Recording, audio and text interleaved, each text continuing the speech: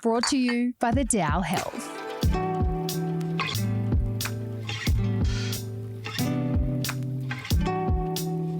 This is Delve, a podcast that endeavours to enlighten and support you in understanding and transforming your own health. Hello, my name is Elizabeth Cullen and my co-hosts are Clarice Berry and Molly Burton. And together we will be drawing on the Dow Health's signature and unique integrative approach to traditional Chinese medicine.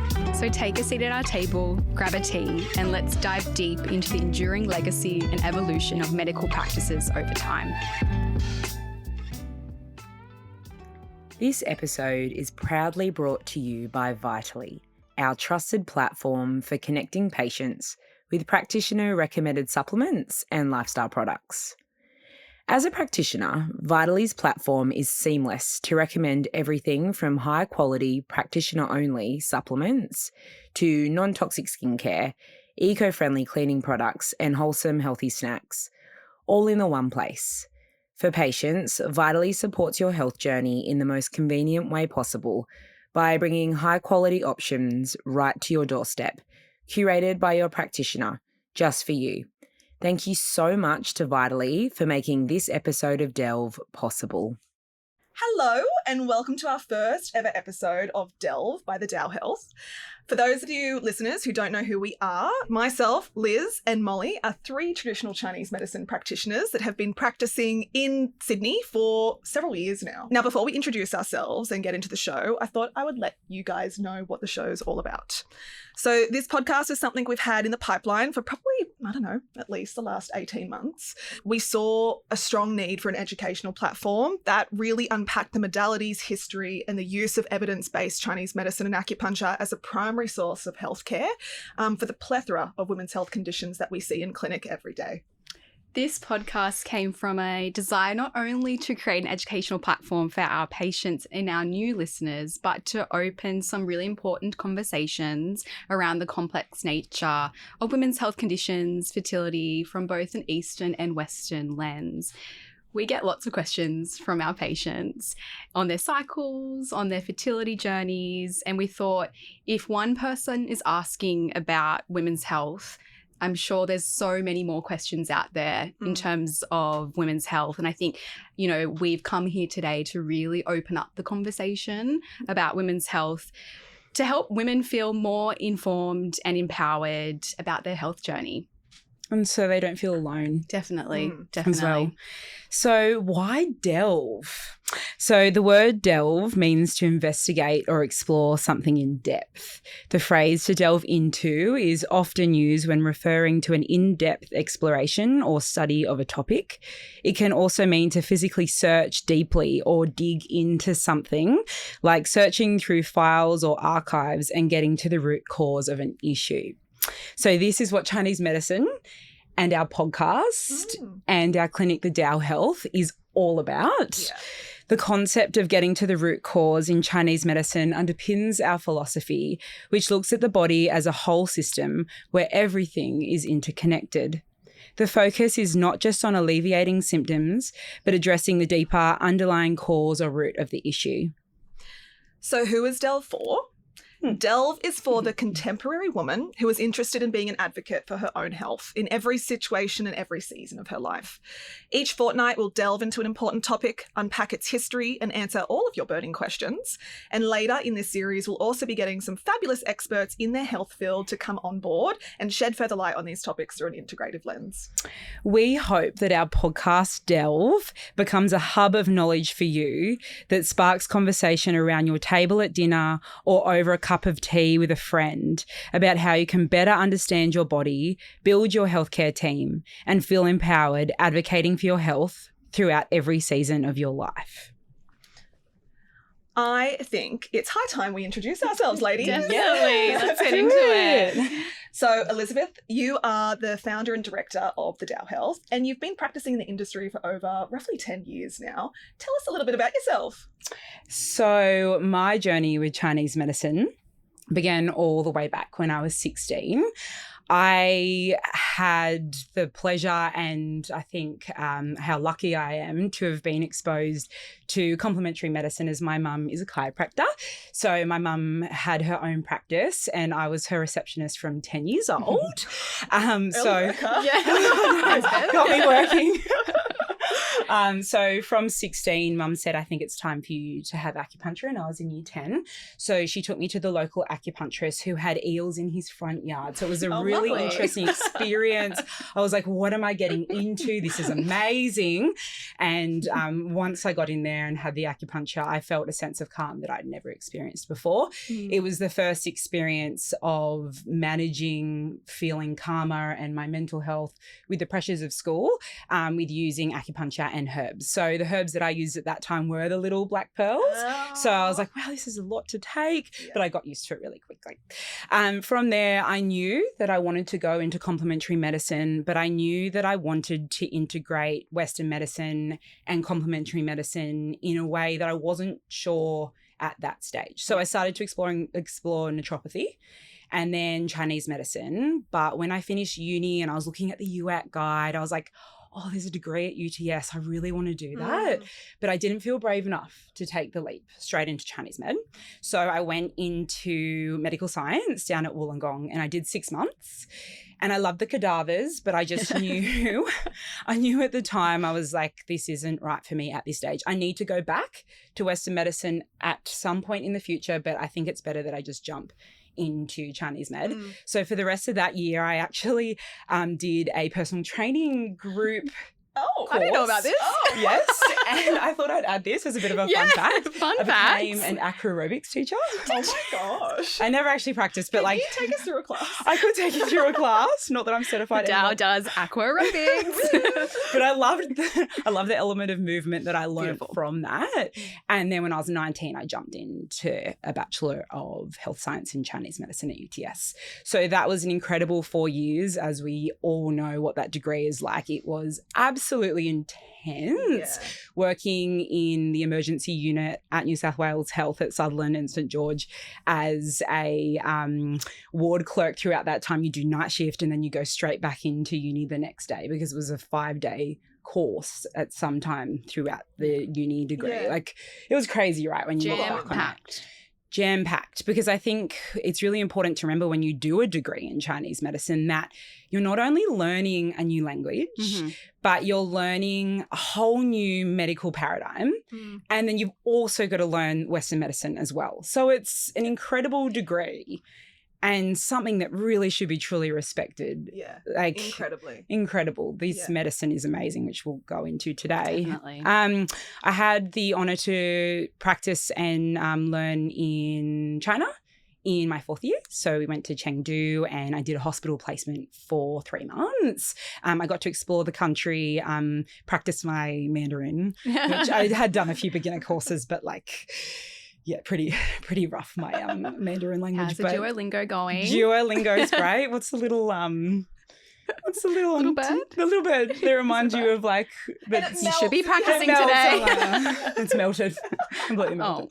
But then at that time, I knew I wanted to open a practice in Chinese medicine for women's health. So throughout my years of working with Mum, I could see how women's health was really suffering, even though Mum was in musculoskeletal, but I knew that I could see the patients and like I'd get to know the patients and they'd tell me why they were coming in.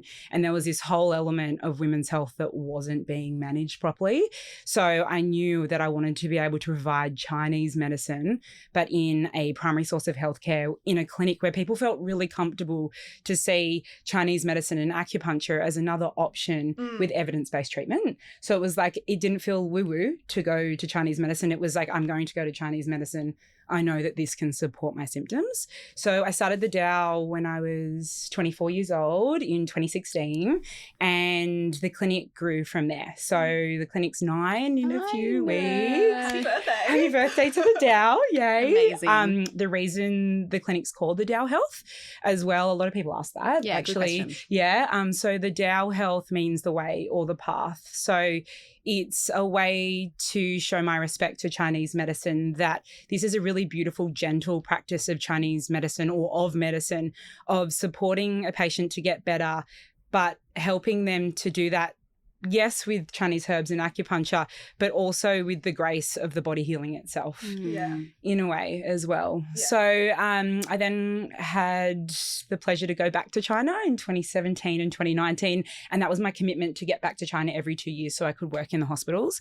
So I went to Beijing, Kunming, Shanghai, and had an incredible experience, which I'm so excited for you to be going to China in a few weeks. I know. Molly. Watch this space. Yeah, to see Chinese medicine integrated into the culture in China. Like it's not an other modality. It's everywhere. It's life. It's life. Yeah. It's life, and it's what they're raised with as children. You go into the pharmacies, there's herbs. The way that they eat, there's herbs in the food. Like it's incredible. It's amazing. So yes. Yes. And then I stopped doing that obviously with COVID, unfortunately, but hopefully we'll get there. Yeah. Back there soon. I always had a plan with the DAO that I wanted the clinic to be a team environment. Often in Chinese medicine, we are expected to work solo and it can be really lonely. So I wanted to make sure that it was always a goal of mine to create a team environment. And I am so, so lucky to be working with these two incredible women. Thank you. So it's an absolute pleasure to treat alongside you both. So so from there, I wanted more information. So then I studied my Masters of Women's Health at UNSW. Now I think with that degree, I think the most important thing about that is it was an incredible degree to understand what was going on in Western medicine, specifically for Western medicine. Yeah. But what it also showed was this gap of there wasn't an available treatment for some symptoms and conditions. And throughout the degree, it kept shining the light of, Chinese medicine can treat that. Yes. Don't you think? Yes. You're like, that's what we treat in Chinese medicine. Yeah.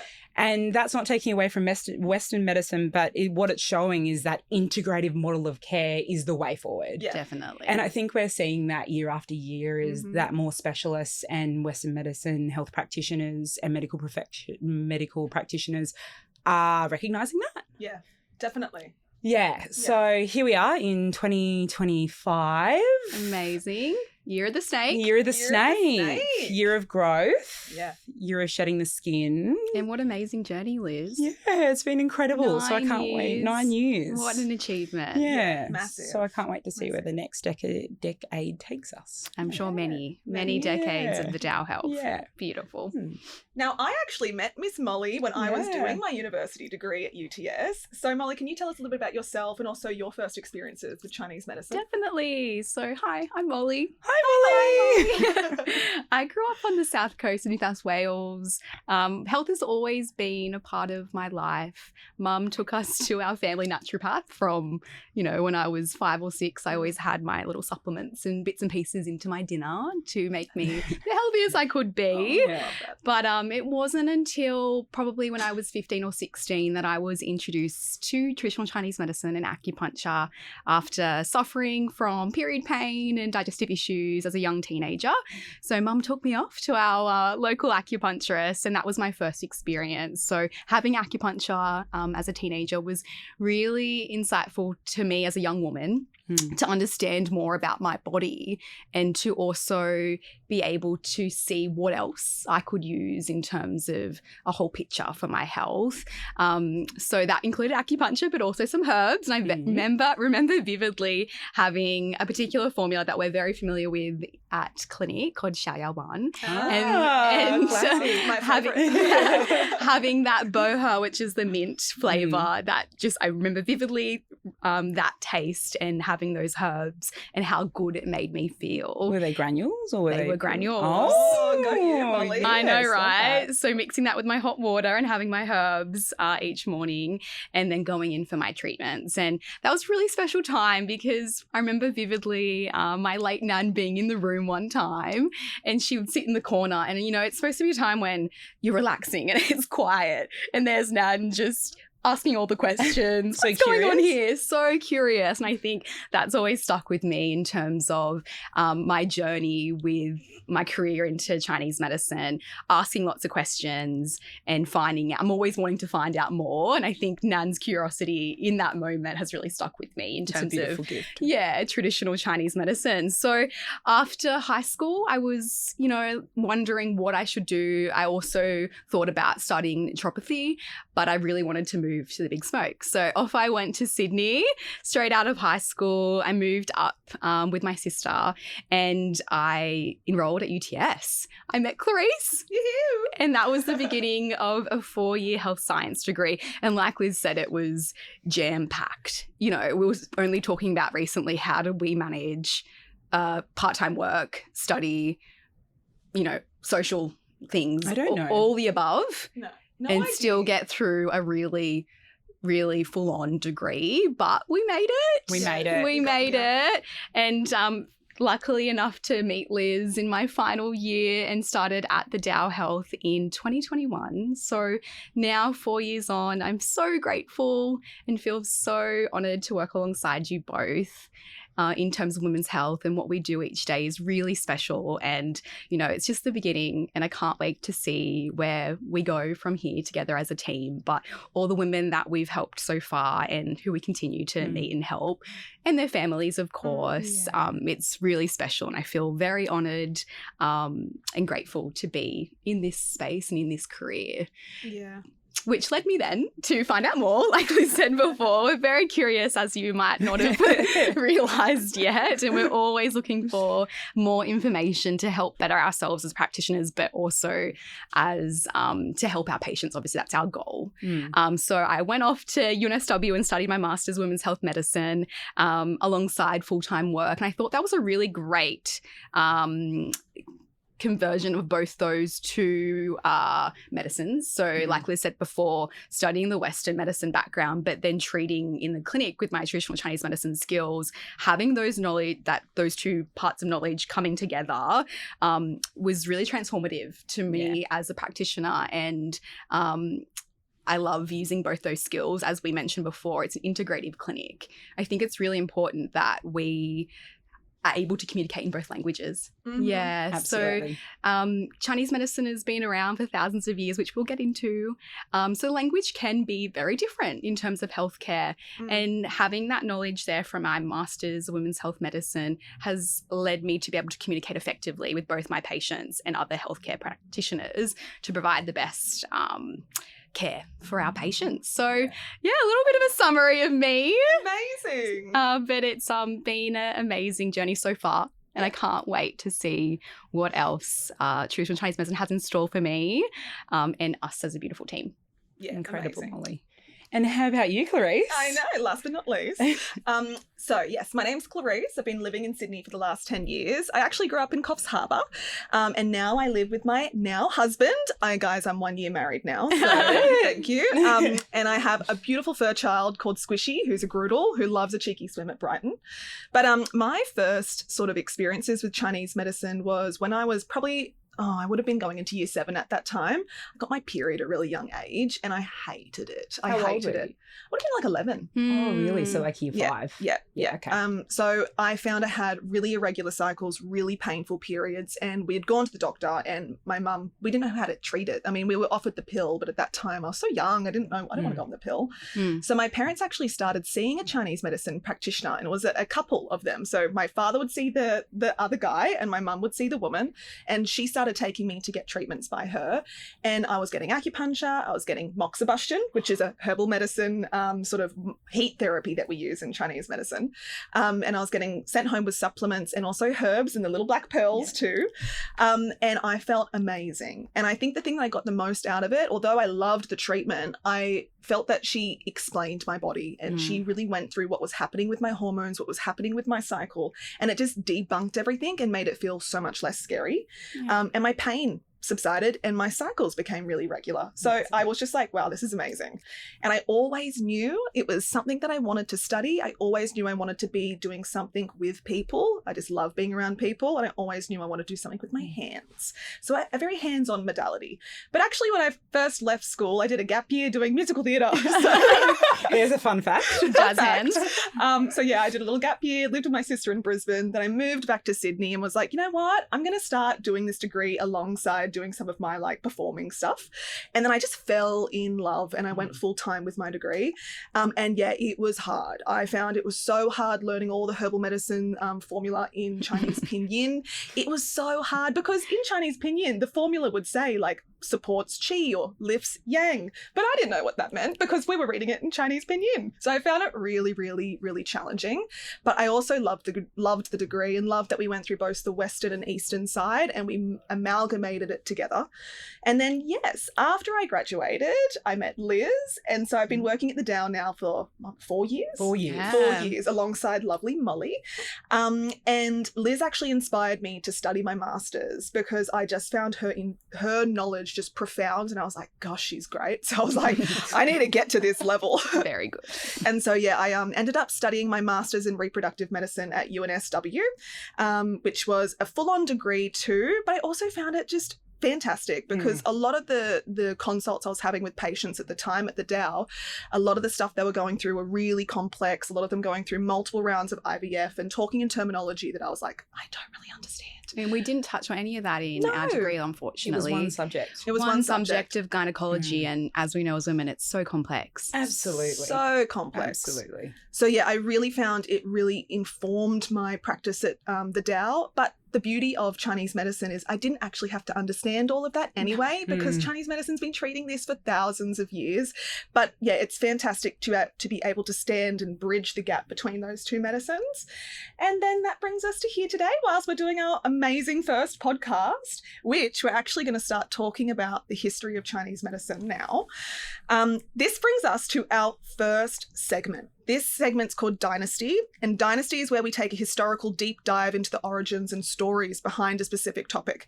And so we are going to dive into the amazing history that is traditional Chinese medicine. So ladies, let's get in our time machines. Yeah, let's go. Let's do it. Travel back. Let's get in there. There's way back to go. We're going far, girls. Yeah. We're going far. We're Deep. We're delving deep. We're delving deep. So we're going to travel all the way back to the Zhou dynasty about 2,500 years ago, which is where the earliest records of Chinese medical texts can be traced back to. And just for reference, girls, the timestamp for this era starts in 1046 BCE. This is a very long time ago. It's very long. Very long. Yeah. So Imperial China, when the Emperor Tang Taizong of the Tang dynasty ruled, Chinese medicine was actually integrated into everyday life and really highly respected. In rural China, local healers and herbalists were the primary healthcare providers, using Chinese medicine to treat everything from minor alignments to chronic diseases. And in the imperial court, the emperor actually had personal physicians practicing Chinese medicine to maintain his health and longevity. How amazing is that? Amazing. Incredible. And actually, fun fact, one of the most famous emperors of China, who was known for building the terracotta army, Qin Shi Huang, was obsessed with finding the elixir to life because he feared death so much, which actually led him on a quest to drink mercury, which ended in his premature death at the age of 49. Wow. I do Not how that story was going to go. I thought, I was like, wow, what Chinese herbal formula did he find? Well, funny enough, this is getting a bit like into the woo-woo of it, but when we work on the Zheng Fu elemental system, the metal element is to do with death and overcoming death. Oh, yes. And so mercury is liquid metal. So the emperor thought, if I can replace my blood with liquid mercury, I'm going to live forever. That was the theory behind it. Isn't that amazing? But also, poor guy. I mean, I get his theory, but... I mean, 49 at that time of the year. Those are pretty good years. That's pretty good. Pretty He's good. done pretty good. But anyway, okay, Wow, I digress. So, actually, before university degrees, the practice of Chinese medicine was passed down through generations of families who practiced the medicine and learnt through hands-on experience and passed down the knowledge of some of those key medical texts as well. Which is interesting because when Chinese medicine became registered in 2012 in Australia with APRA, remember how there was the grandma method Yes. of learning?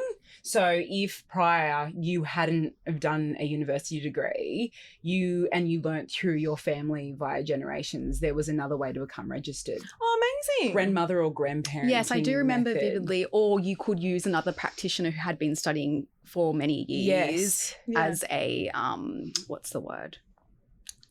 Mentor. Mentor, yeah, that's right. Yeah. And you know how in families with that grandparenting system, they have these secret, incredible herbal formulas that they won't actually share. It's very to other coveted information. practitioners. And still to this day, everyone's very secretive with their medicine, but we want to share it. We're sharing. We're sharing it. Open and sharing. And we're going to debunk some myths, but we're also going to shed some light to some really important things. Like, you know, when your grandmother told you not to leave the house with wet hair.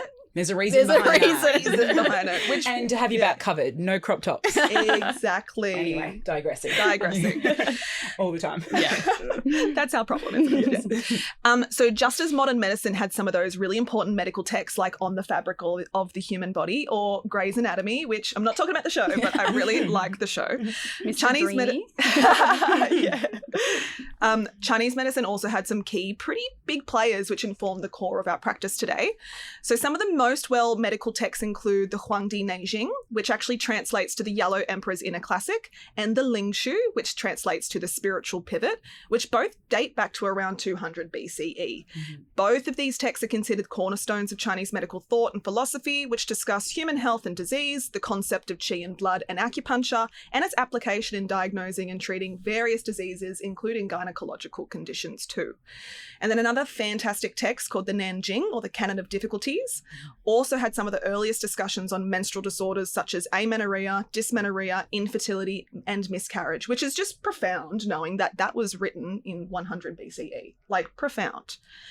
Now, unfortunately, a very devastating turn of events occurred during the reign of our beautiful terracotta army emperor, Qing Shi Huang. See, this is going to be really well. Thank you, guys. This is going to be me throughout the podcast, just for reference.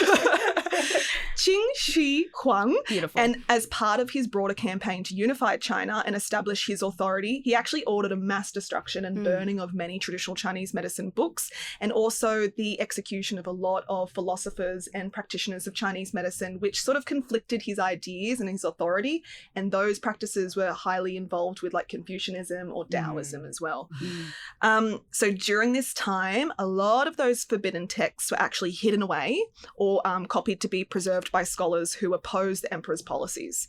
And after the eventual fall of that emperor, the government decided to put in concerted efforts into preserve and reconstruct several hundred of the Chinese medical texts that began, and which really began to encourage the practice of Chinese medicine again. And now coming into the 19th and the 20th century, with the opening of trade, a lot of Western missionaries, doctors and other traders began to introduce Western medicine, particularly the areas of surgery and pharmaceuticals. And some Chinese medicine practitioners began to integrate some Western techniques in areas of surgery and infectious disease management. And then, in 1966, with the Cultural Revolution, there was a state-sponsored revitalization of Chinese medicine, and the government put in major efforts to preserve and promote Chinese medicine through establishing TCM universities, organizing lots of research projects, and compiling the pharmacopoeias of Chinese herbal medicine formula, which this beautiful unification actually led to most healthcare physicians in China being trained in both systems. Amazing. Incredible. Which is just incredible. And like when I was at the hospital in Chengdu, the doctors are trained in both. Yeah. So like they'd be having a consult with a patient and they'll literally be talking as a Western medicine doctor would. So say, for example, if we're talking in that field of gynae, okay, let's get you to have an internal ultrasound to investigate further, but let's also put you on Grazifuling or another herbal formula. And just to see that was unbelievable. And I think it's the collaboration too between Western medicine having, you know, fantastic areas in the areas of disease management and surgical and emergency situations. But Chinese medicine is all about preventative and holistic medicine too, where you're preventing the body from getting to that disease state. Absolutely. And doctors could amalgamate that perfectly, which was just fantastic. And then about like the 1970s, there was a pretty big push for a lot of research into Chinese medicine. And a lot of randomized control trials occurred in that time just to look at the efficacy of acupuncture in Chinese medicine, which really marked the beginning for its global expansion. And now, in today's world, the World Health Organization recognizes Chinese medicine for its therapeutic benefits for treating a range of conditions from chronic pain, musculoskeletal conditions, stress, mental health, and of course, particularly in the areas of women's health, menstrual disorders, and infertility. Can I just say, ladies, isn't that the best like underdog story that you've ever heard? Absolutely. It's amazing. And to see that comeback as well from everything that Chinese medicine went through in China to now being used worldwide. It's fantastic. And only growing. Only growing. With more and more research that's coming out and more funding that's being put towards research. Incredible. And I think it's interesting to note as well that in terms of acupuncture and the research that is there for acupuncture, there's sometimes more studies there than our other allied health practitioners. Absolutely. Yeah. So just to put that in there, that acupuncture is well researched and it's only continuing to grow, especially in the women's health space.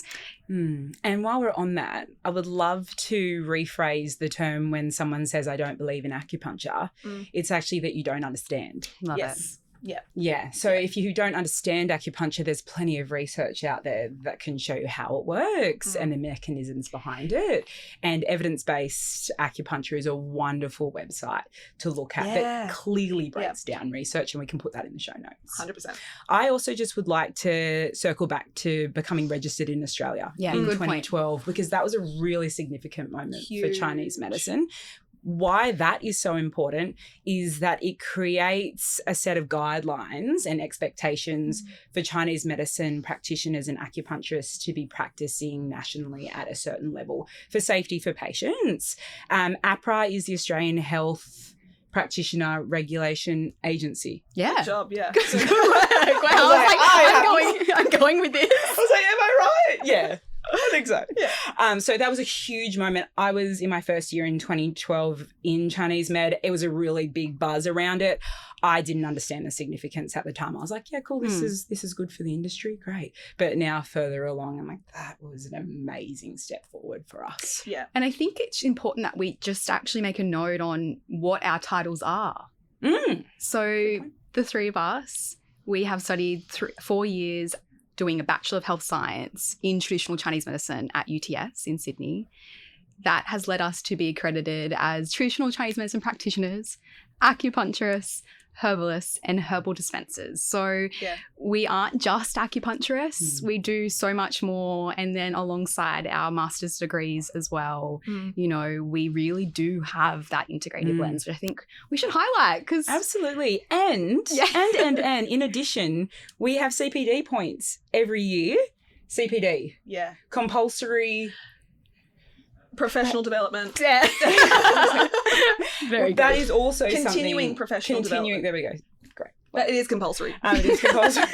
But that's a minimum of 25 hours every year. Yeah. To continue professional development so that we learn more and more. And I think that's also something that's highlighted. That's across the board for health practitioners and medical professionals. But at the same time, you need to continue learning. And we're registered with APRA.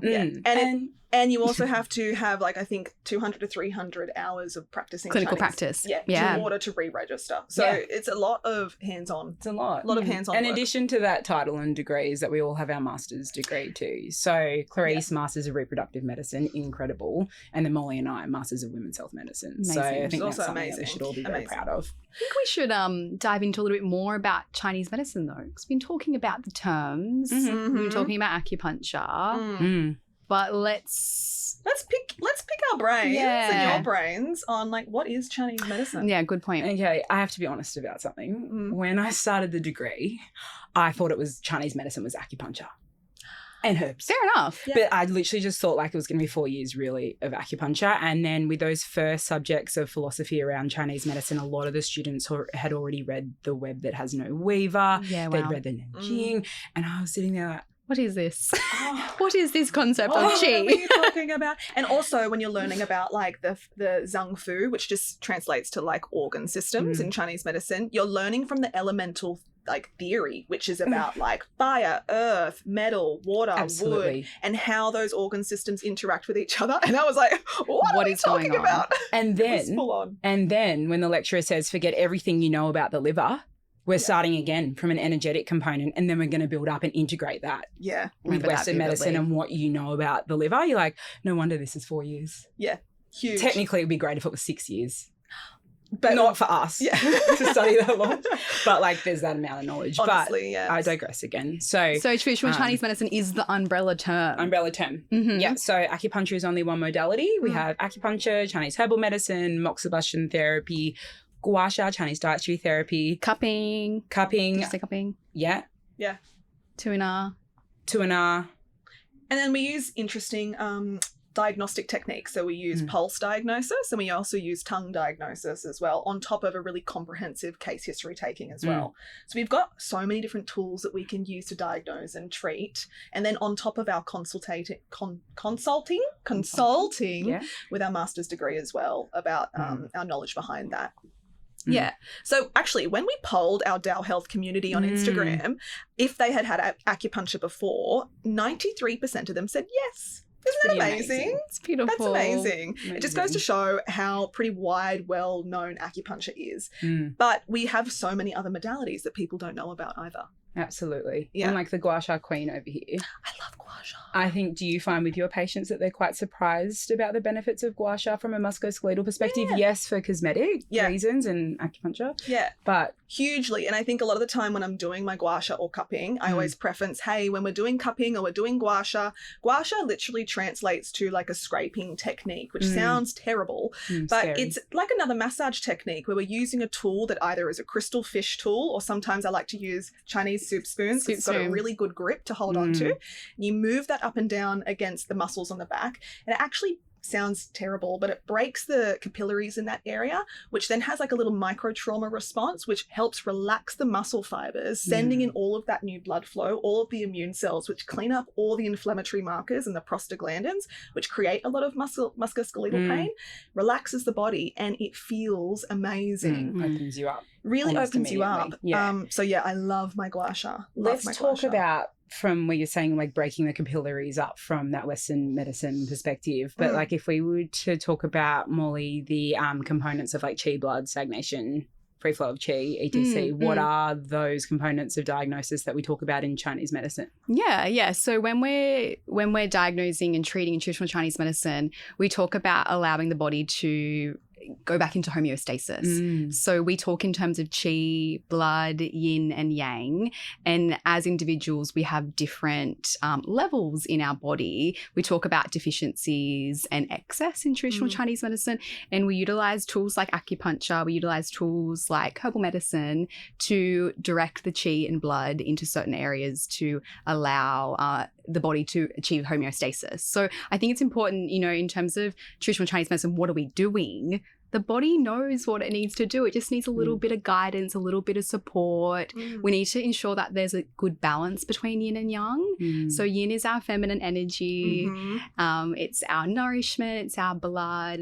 And then we've got our yang aspect. So that's more of the heat in the body. That's masculine energy. That's the action. So it's important that we have a really good blend and balance, as we talk, of the two in order to achieve homeostasis in the body and to support any illness. Or, to be honest, it's all about preventative care. So we don't necessarily need to have an issue to come into the clinic with because it's all about keeping the body in a harmonious state so we don't get there.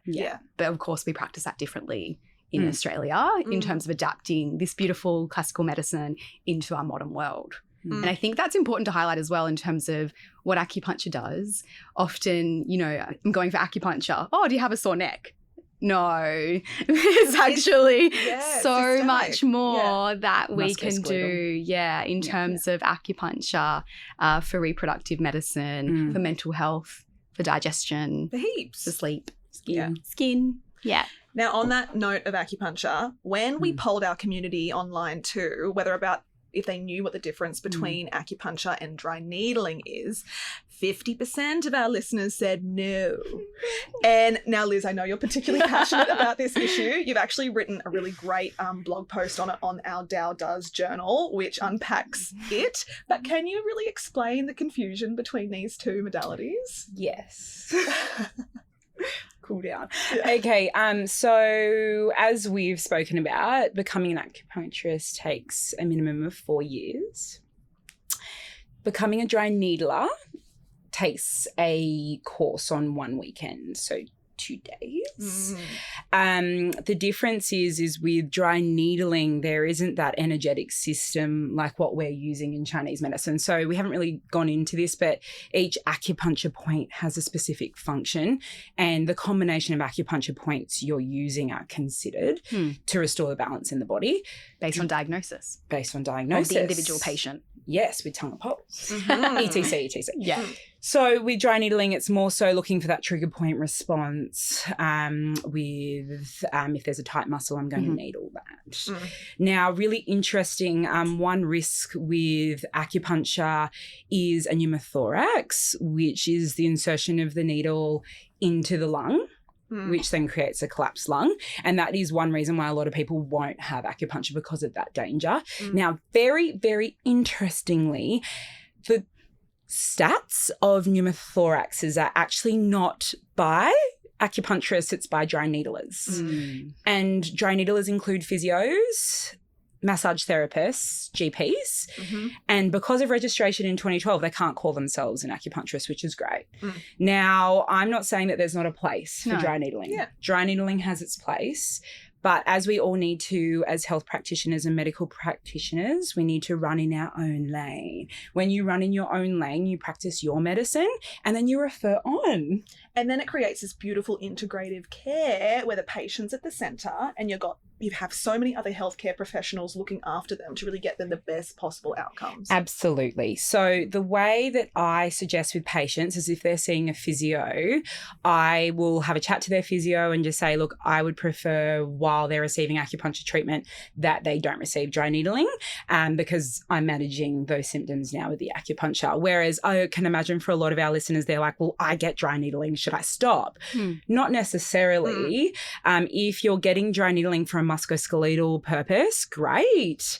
But if you're getting dry needling for women's health, then that is not running in that practitioner's lane. So that's what can start happening with these dry needling courses. They might say, oh, look, try large intestine 4, which is on the hand, for headaches. Where it's like, no, that's Chinese medicine. You're now stepping over the line and you're not running in your lane.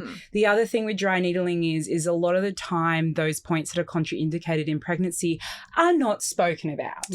Now, this is an issue for patients who are open and trying to conceive in the luteal phase and then also through pregnancy, and those points need to be avoided. And unfortunately, the training hasn't been done for dry needlers. But it's only a weekend course. It's a weekend course. What can you learn in a weekend? And also, the sensation from dry needling, if you've only learnt for 2 days, no wonder dry needling hurts. Oh, gosh. Yeah, it does. You know, think about how long it's taken for us to master our technique, and we continue to master it. Yeah. I also want to talk about acuneedling. Oh, yeah, that's a big controversial. But I'm going to talk about it. Acuneedling is by midwives. So again, we're running in our lane. Acupuncturists treat pregnant women and they're trained to support women throughout their pregnancy and birth preparation in a specific way that is safe.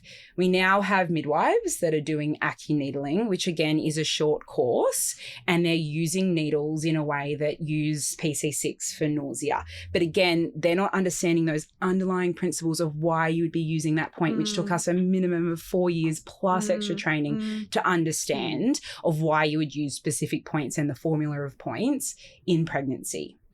So, controversial. Very. But my suggestion is if you are looking to receive acupuncture throughout pregnancy and postpartum, see a registered acupuncturist who's trained in women's health and pregnancy. I think that goes for all women's health conditions. Absolutely. And not taking away from the midwives. Midwives are incredible with what they do. Amazing. But they have a set level of skills in what they do. And we do. So let's all run in our own lane and work in a multidisciplinary model. Love Thanks, it. Liz. That was worded very, very well. Thank you. Okay. We're actually going to move on to our Dear Dow Does segment. Oh, okay, let's do it. Drum roll. Drum roll. Now, this is very much reminiscent and inspired by the old Dear Dolly magazine entries, which were really kept in that sealed section. Do you remember? I used to get them like almost every weekend. I used loved to get it. too embarrassed to open it because I was like, oh my gosh, Mum and Dad are going to see that I've opened it. So I'm just so Honestly, it was the first section. I was like, rip it open. Let's go. What's in here today? But our Dear Dows Does segment allows our listeners to really anonymously send in their questions without the taboo or stigma for us to unpack. So there's no big or small questions. And if you have any burning questions on your mind, you can send in your questions through the link in our show notes. So all the advice that we're going to give is generalized and it's not for the specific individual. So please consult your primary healthcare practitioner on any health concerns you may have.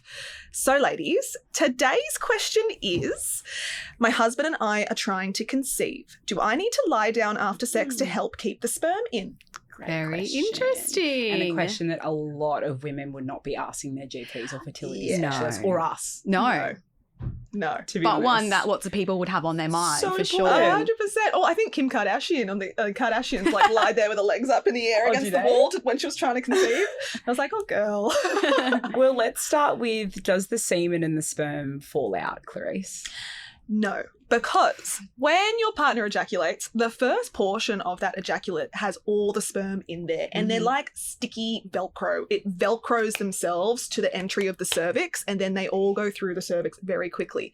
The rest Within of it, 5 seconds, is it? oh, I don't know. I don't. Seconds. It's seconds. Yeah. So like before seconds. everything's even finished, it's already done. Yeah. It's quick. Yeah, it's done. They've met. Then all the other fluid is just seminal fluid. So just a lot of different body fluids and a lot of zinc in there. Which actually does become more watery as time goes on. Yeah, which As liquefies. well. Yeah. Yes. And that's why when you're giving sperm samples, if you're getting a partner's analysis done, you have to do it within a 2-hour period because it liquefies and then the sperm don't survive that journey. Correct. Yes, but what about for women who, you know, want that connection, are trying to conceive? Talk to a little bit more about that, Liz. Okay. So I guess if we were to think about an orgasm for male and female, so when we think about ejaculation for male, then yes, an orgasm occurs, but not always an orgasm will occur for a woman. But if we're looking for that for connection side of things, and if in beautiful fate that does happen together, which is rare, by the way, let's just make that very The movies clear. have got it all wrong. Yeah, like lovely for conception, lovely for that connection. But look, if it happens, great. But if there is that time post intercourse that you are able to lay and connect through touch, then that's lovely and being intimate. But at the same time, I think it's really important that we think about the importance of reducing the chances of a UTI.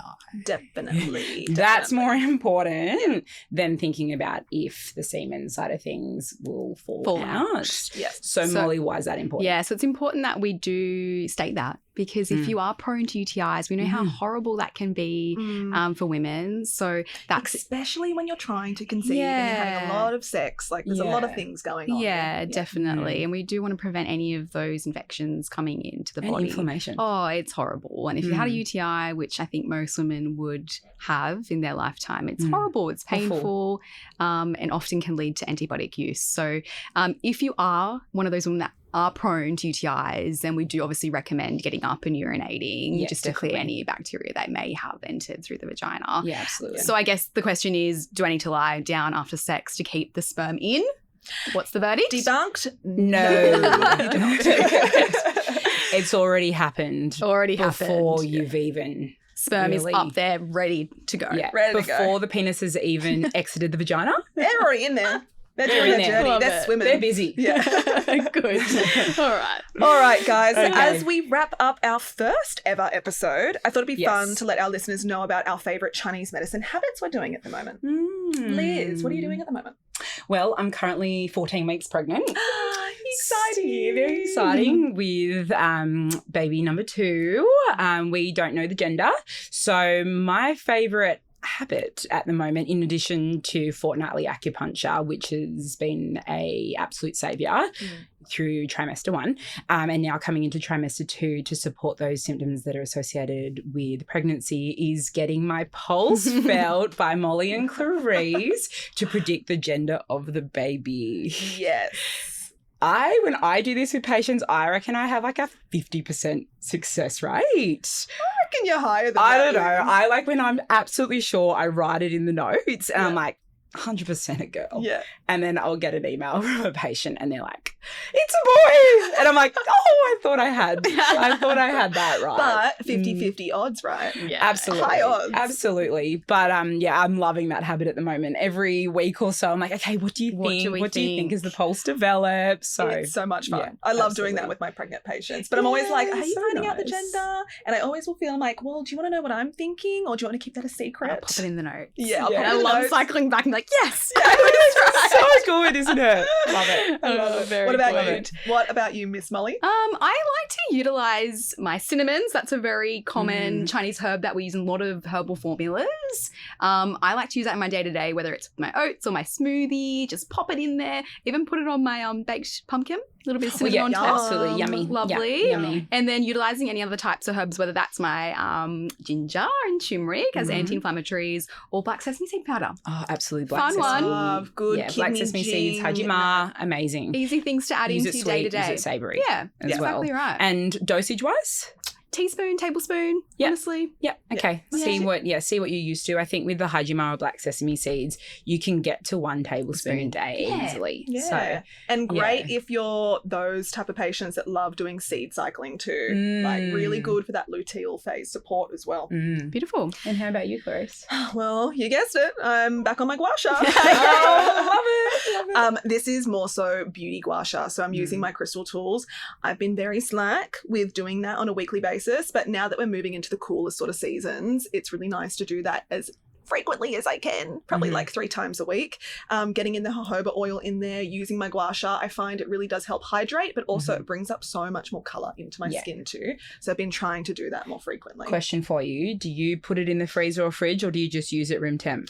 I actually heat up a cup of water, hot water, and put it in warm. Oh, you heat it? Yes. Beautiful. Have you tried that? No, I usually just room Emily. temp. Quick. Yeah. Get it going. See, I love it from the freezer because I know it's cold, but like that complexion change with the heat and friction of using the jojoba and pressure and then either works. I mean, if I'm trying to get more blood circulation, like a wind down at night, warm. In the morning, if I'm puffy, good. cold. Oh, point. okay, that's a really good tip. Good That's tip. it. And it makes sense with Chinese medicine to be using warm because you know how we're so anti-cold, which we'll dive into in another episode.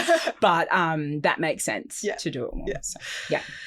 So, guys, that wraps up our first ever Wow, episode we of made Delve. it. So exciting. Love it. Thanks so much for listening to our podcast, to everybody who has been listening. And let us know where you're listening from. So send us a little picture on Instagram, send us a DM. We'd love to know where you're listening from. And we will be joining you on our next episode. Thank you. Bye.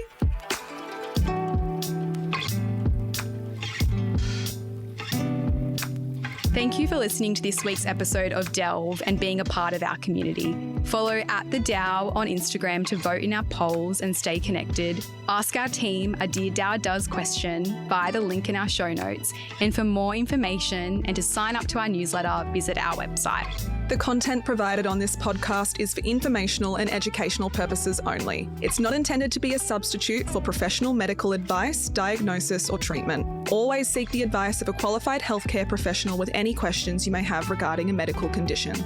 Leaving a review on Delve helps others to find our show and increases awareness for women's health and traditional Chinese medicine. We would love if you can take a moment to like, subscribe, and share. This episode was recorded on Gadigal land. Always was, always will be traditional Aboriginal land.